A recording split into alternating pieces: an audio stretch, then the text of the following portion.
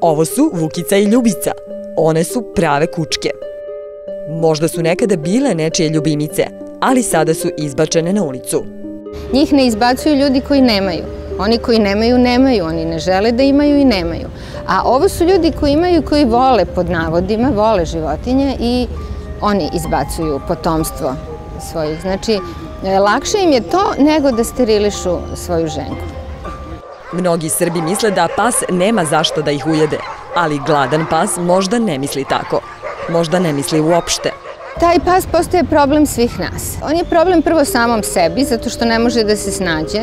Problem je nama koji ne možemo to da gledamo jer nam je žao, jer znamo gde to vodi i tako. I problem je naravno svima ostalima jer on prvo mogu kola da ga udare zato što ne zna da pređe ulicu.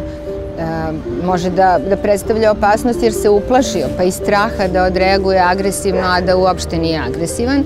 Ovo je Talija. Ime su joj dali jer je sreća što je uopšte preživela zlostavljanje, još kada je bila mala.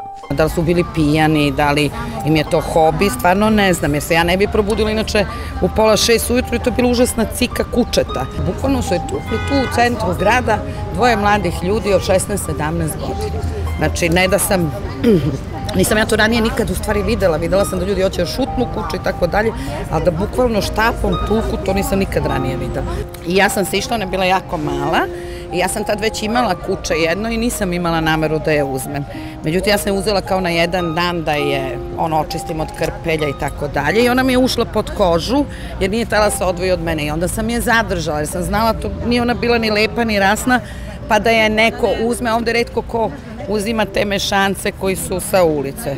I onda sam je zadržala i evo, zajedno smo prošle već svašta i sad je već 4. godina sa mnom. Kazne predviđene za izbacivanje i zlostavljanje životinja određene su u Zakonu o dobrobiti životinja. Prema članovima 82, 83, 84 i 85 ovog zakona, kazne predviđene za napuštanje kućnih ljubimaca su od 5 do 50.000 dinara za fizička lica. Oni ga sprovode kako oni znaju, što drugim rečima kad je u pitanju ova tema, ne rade ništa. Iako smo od nadležnog Ministarstva poljoprivrede tražili informaciju o tome koliko je prijava podneto protiv vlasnika koji psa izbace na ulicu, čime možda ugroze i njegov i život slučajnog prolaznika, u neformalnom telefonskom razgovoru rekli su nam da niti to znaju, niti neko od inspektora može da nam daje izjavu pošto su svi zauzeti. Da li znate da je neki vlasnik kažnjen zato što ste vi podneli prijavu ili neko drugo udruženje? Ne. Nikada? Ne. Ja mogu da kažem za naše udruženje, ne.